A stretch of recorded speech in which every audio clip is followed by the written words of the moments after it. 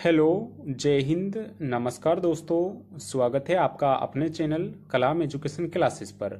दोस्तों, हम इस क्लास में करने वाले हैं रेलवे ग्रुप डी व एनटीपीसी 2025 से संबंधित जीके जीएस का प्रैक्टिस सेट। दोस्तों, हम इस क्लास में उन क्वेश्चनों को करवाने वाले हैं जो कि दोस्तों हाल ही में रेलवे के एग्जाम्स में ट्रेंड में बने हुए हैं। इसलिए दोस्तों क्लास आपके लिए बहुत ज़्यादा इम्पोर्टेंट होने वाली है। तो चलिए दोस्तों अपनी क्लास को शुरू करते हैं।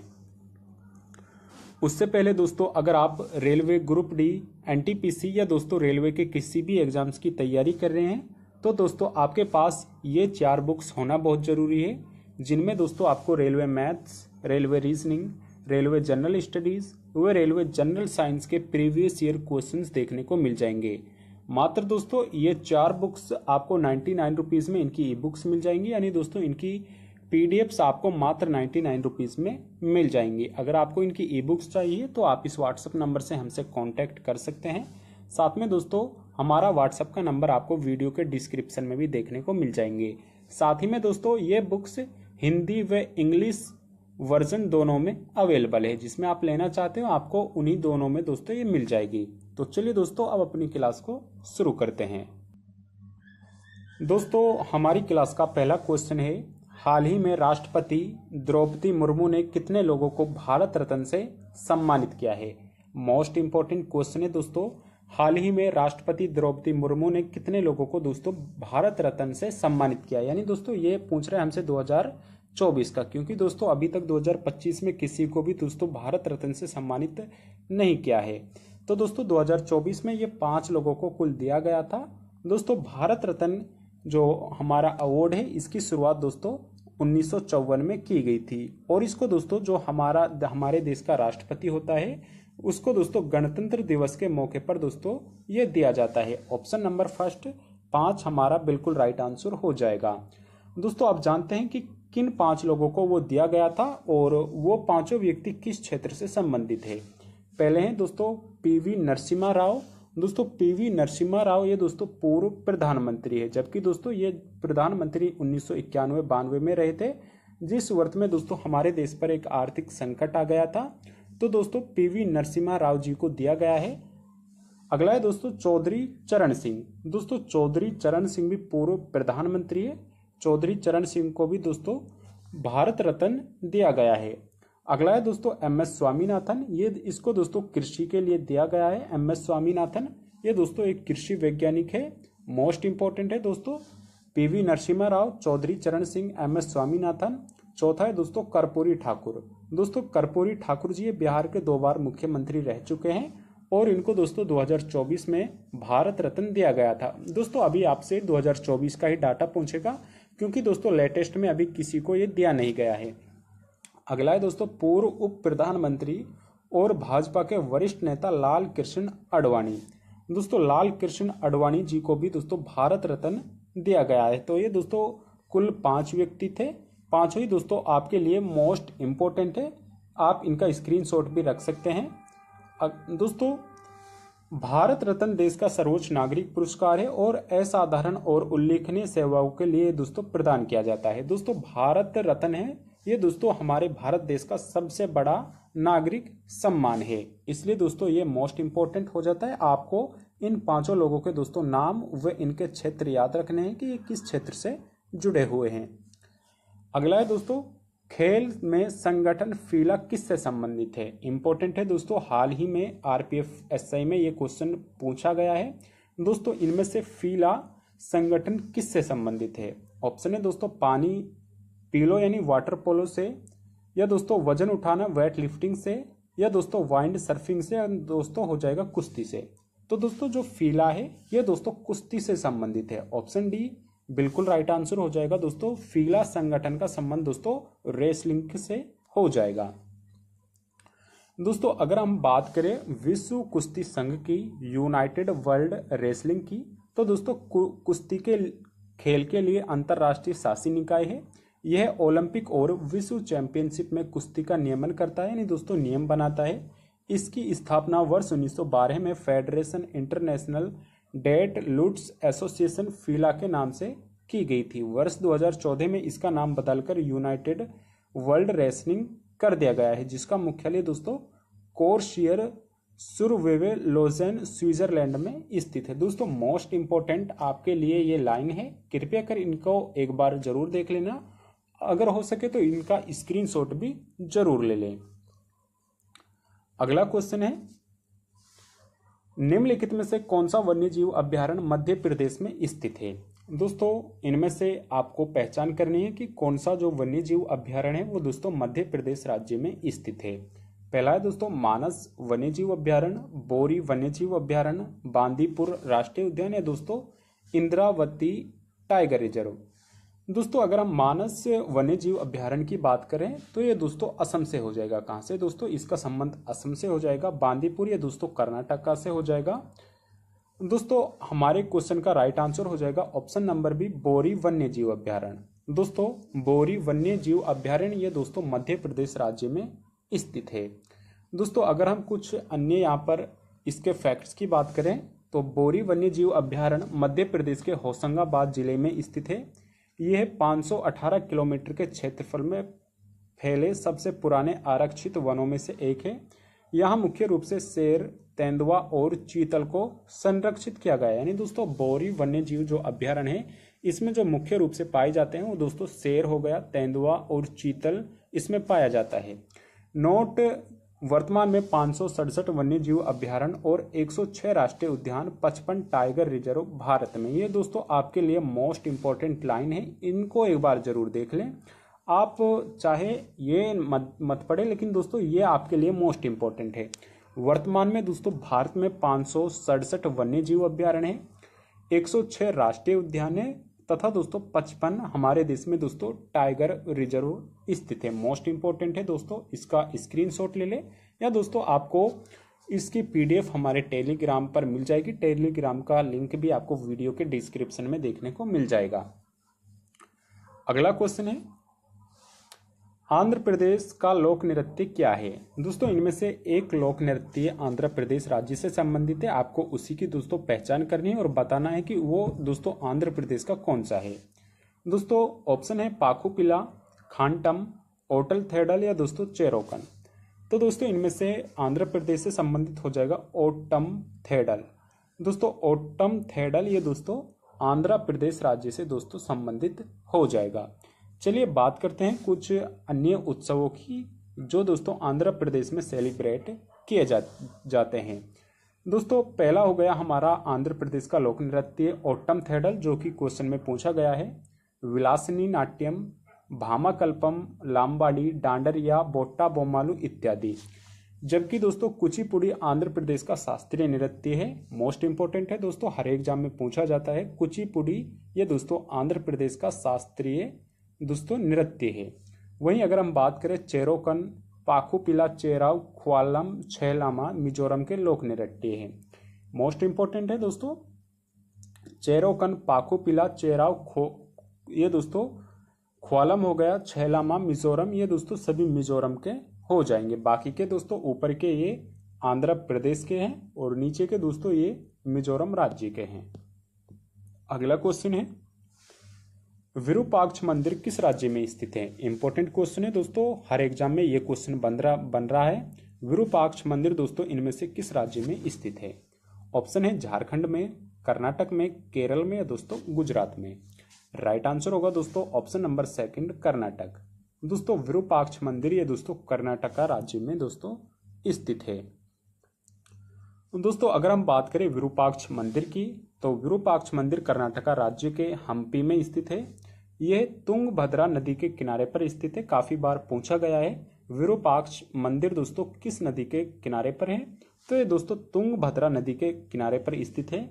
एक पवित्र और ऐतिहासिक स्थल है। इसका निर्माण विजयनगर साम्राज्य के देवराय द्वितीय के अधीन किया गया था। मोस्ट इंपोर्टेंट है दोस्तों, डायरेक्ट क्वेश्चन पूछता है विरूपाक्ष मंदिरों का निर्माण दोस्तों किसके शासनकाल में किया गया था। तो दोस्तों इसका जो यहाँ पर निर्माण किया गया था वो दोस्तों देवराय द्वितीय के अधीन में किया गया था। विरूपाक्ष मंदिर को विश्व विरासत स्थल की सूची में भी दोस्तों सम्मिलित किया गया है। इसे दोस्तों पंपापति मंदिर भी कहा जाता है। मोस्ट इंपॉर्टेंट लाइन है दोस्तों, आपसे पूछ सकता है कि विरूपाक्ष मंदिर का अन्य नाम क्या है, तो दोस्तों इसको पंपापति मंदिर भी दोस्तों बोला जाता है। नेक्स्ट क्वेश्चन है, बाराबाती स्टेडियम दोस्तों कहाँ पर स्थित है? दोस्तों बाराबाती स्टेडियम ये दोस्तों किस राज्य में स्थित है? तो राइट आंसर हो जाएगा option number D, Odisha. Barabati stadium दोस्तों ओडिशा राज्य में स्थित है। नेक्स्ट क्वेश्चन है, निम्नलिखित में से किस ग्रह को विशालकाय ग्रह कहा जाता है? दोस्तों इंपॉर्टेंट क्वेश्चन है जियोग्राफी से। निम्नलिखित में से किस ग्रह को दोस्तों विशालकाय ग्रह कहा जाता है? ऑप्शन है पृथ्वी को, शुक्र को, मंगल को या दोस्तों बृहस्पति को। तो दोस्तों इनमें से बृहस्पति यानी दोस्तों जुपिटर को दोस्तों विशालकाय ग्रह कहा जाता है। ऑप्शन डी दोस्तों हमारा बिल्कुल राइट आंसर दोस्तों हो जाएगा। दोस्तों अगर हम बात करें, बृहस्पति सौर परिवार का सबसे बड़ा ग्रह है। इंपॉर्टेंट है दोस्तों, इसको एक बार जरूर देख ले। बृहस्पति दोस्तों सौर परिवार यानी दोस्तों सभी ग्रहों में सबसे बड़ा दोस्तों बृहस्पति है। बृहस्पति, शनि, यूरेनस और नेपच्यून को जोवियन ग्रह या गैसीय विशालकाय ग्रह कहा जाता है। क्योंकि दोस्तों बृहस्पति हो गया, शनि हो गया, यूरेनस और नेपच्यून ये दोस्तों गैसीय दोस्तों ग्रह हैं, यानी दोस्तों गैस के बने हुए हैं। बृहस्पति का द्रव्यमान पृथ्वी के द्रव्यमान का लगभग 318 गुना है। यह अपने अक्ष पर अत्यधिक तीव्र गति से घूमता है। वहीं दोस्तों आकार की दृष्टि से ग्रहों का सही अवरोही क्रम हो जाएगा। बृहस्पति दोस्तों, बृहस्पति से छोटा दोस्तों शनि हो जाएगा, शनि से छोटा अरुण, वरुण, पृथ्वी, शुक्र, मंगल और बुध।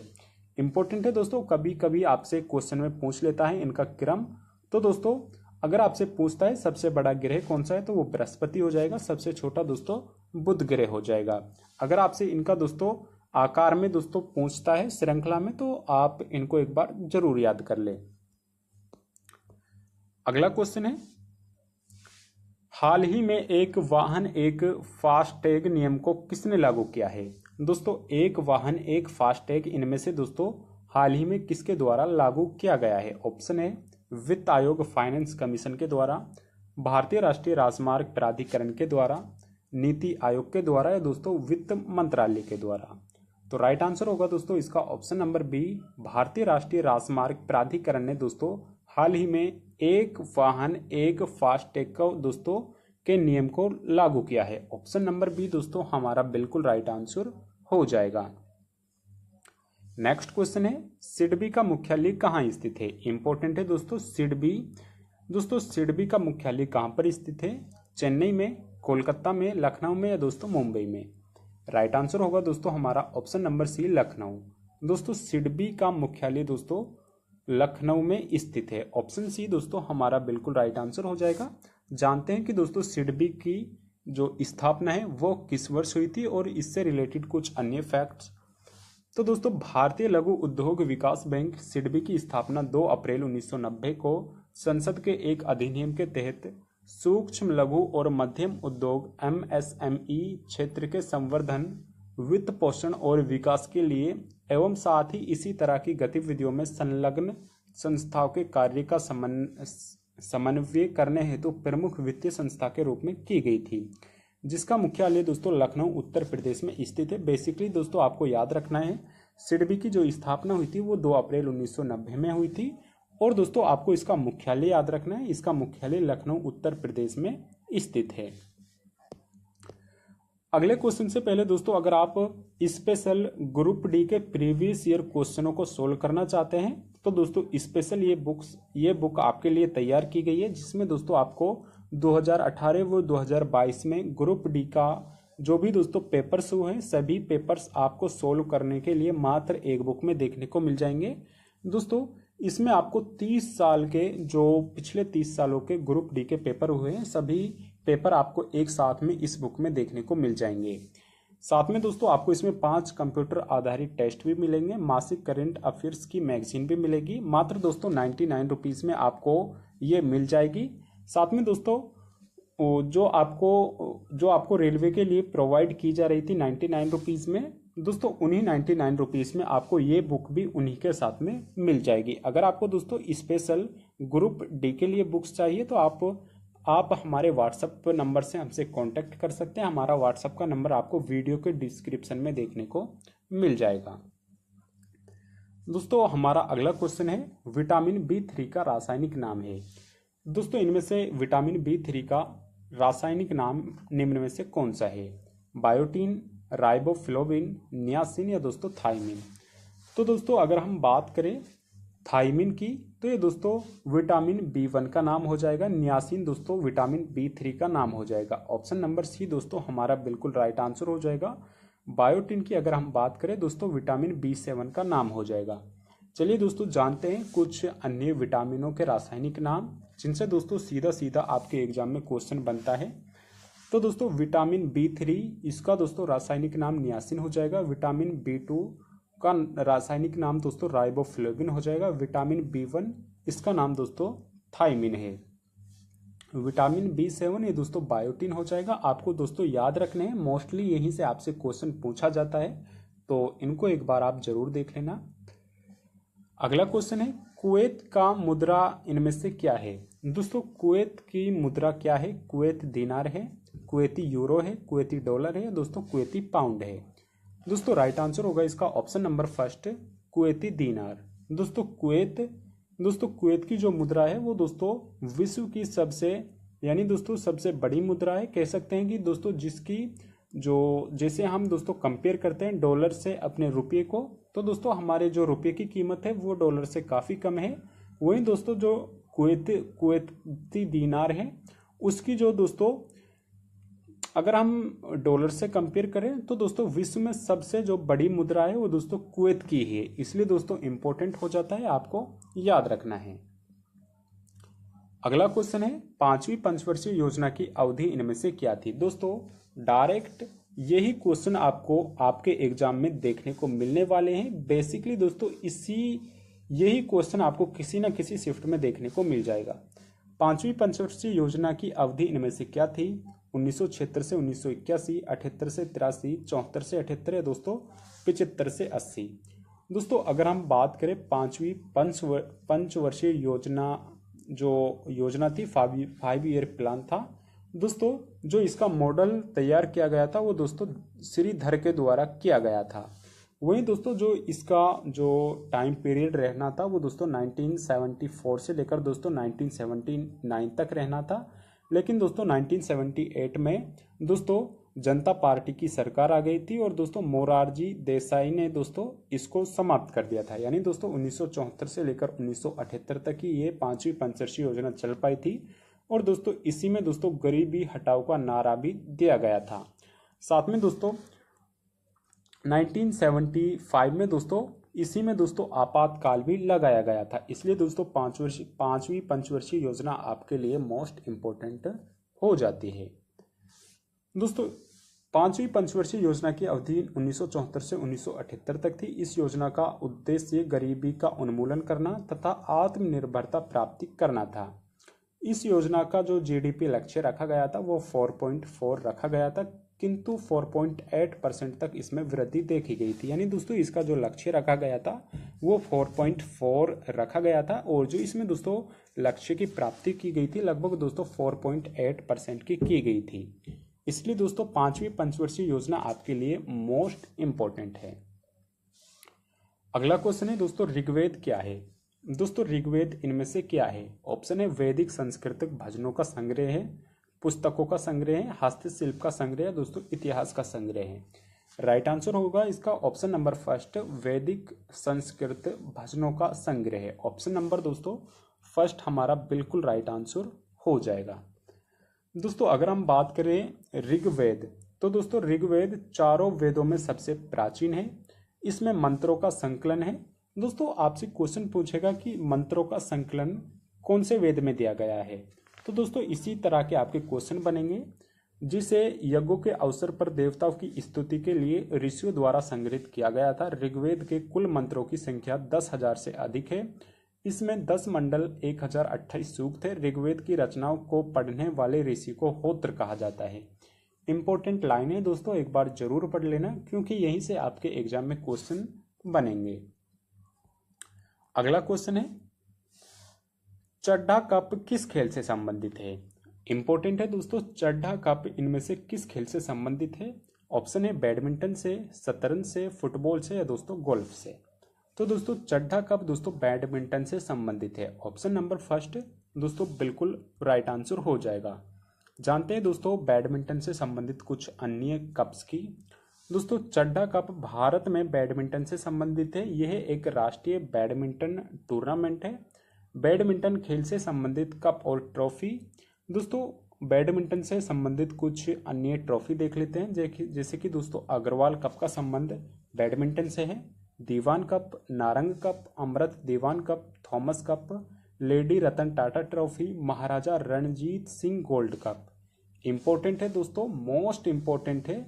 अगर मैं आपको बताऊं तो इसका स्क्रीनशॉट जरूर ले ले और दोस्तों इसको एक बार रिवाइज जरूर कर लेना, क्योंकि दोस्तों किसी न किसी आपकी एक शिफ्ट में यहीं से क्वेश्चन 100% देखने को मिलने वाला है। अगला क्वेश्चन है, माउंट एवरेस्ट पर चढ़ने वाली पहली महिला दिव्यांग का नाम बताइए।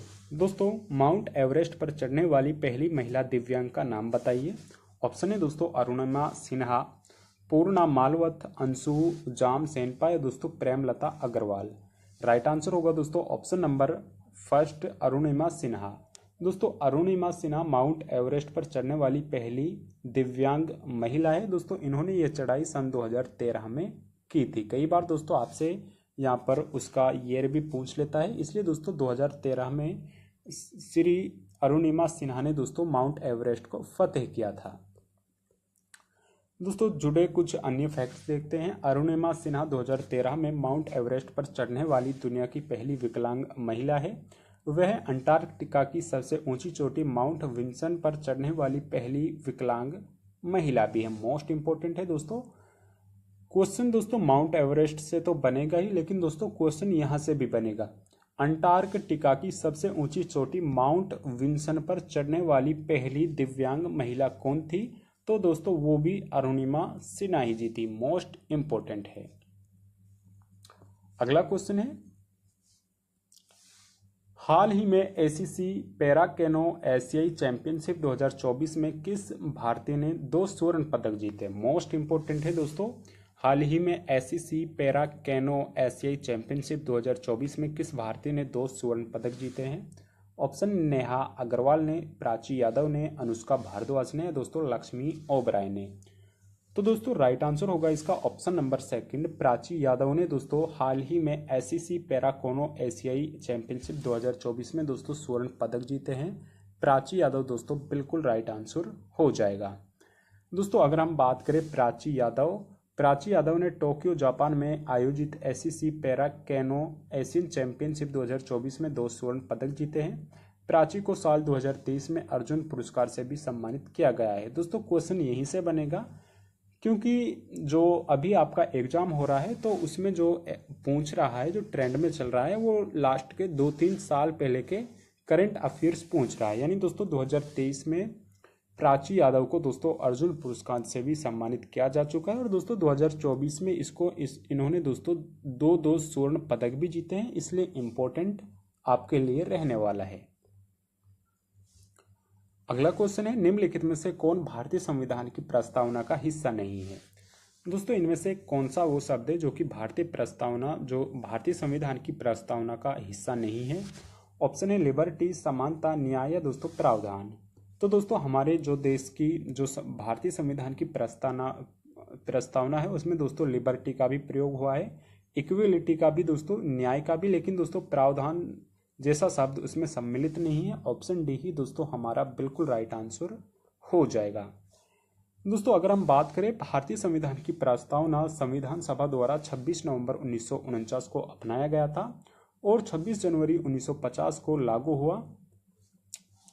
प्रस्तावना को अमेरिका से लिया गया है, लेकिन इसकी भाषा ऑस्ट्रेलिया के संविधान से ली गई है। इसमें संप्रभु, समाजवादी, धर्मनिरपेक्ष, गणतंत्र, न्याय, समानता, बंधुत्व शब्दों का प्रयोग किया गया है। एक बार दोस्तों इन शब्दों को जरूर देख लेगा ना, संप्रभु, समाजवादी, धर्मनिरपेक्ष, गणतंत्र, न्याय, समानता, बंधुत्व, इसमें दोस्तों इन सभी शब्दों का प्रयोग किया गया है। अगला क्वेश्चन है, बौद्ध धर्म में लोटस बुल का प्रतीक किसको दर्शाता है? दोस्तों बौद्ध धर्म में लोटस और बुल का प्रतीक इनमें से दोस्तों किसको दर्शाता है? ऑप्शन है जन्म बर्थ को, मित्रता यानी फ्रेंडशिप को, विवाह को या दोस्तों मृत्यु को। तो दोस्तों लोटस और बुल ये दोस्तों जन्म के प्रतीक है। ऑप्शन नंबर फर्स्ट जन्म के प्रतीक दोस्तों हमारा बिल्कुल राइट आंसर हो जाएगा। दोस्तों बौद्ध धर्म में कमल और बेल का प्रतीक है जन्म से। इंपॉर्टेंट है दोस्तों, डायरेक्ट क्वेश्चन पूछता है। बौद्ध धर्म में कमल और बेल का प्रतीक दोस्तों जन्म से संबंधित है। अश्व यानी दोस्तों घोड़े का प्रतीक महाभिनिष्क्रमण त्याग से हो जाएगा।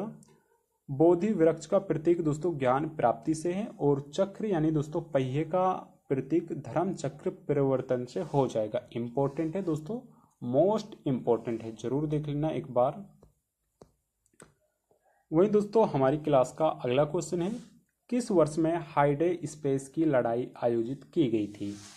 दोस्तों किस वर्ष में हाइडे स्पेस की लड़ाई आयोजित की गई थी, इसी को दोस्तों झेलम का युद्ध बोला जाता है। दोस्तों कई बार इसको वितस्ता का युद्ध भी बोल दिया जाता है।